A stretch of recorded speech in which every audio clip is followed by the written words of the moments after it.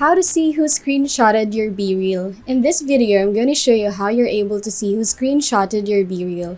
So first, what you want to do is open up your BeReal app on your mobile device and then head over to My Friends where it shows you a list of your BeReals.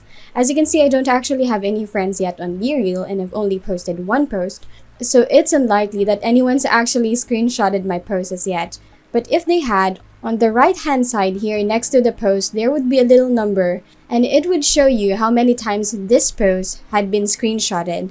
So to be able to find out who actually screenshotted this BeReal, what you need to do is click on that little number. It will then ask you to share your BeReal on your social media, so you can either share it on Instagram, Facebook, email, or WhatsApp, or anything else like that. So go ahead and share that post. Then when you come back to the BeReal app, back on this page, click on the little notification again that shows you who screenshotted your BeReal. And this time when you click on it, it will show you the name of the person who's actually screenshotted your BeReal.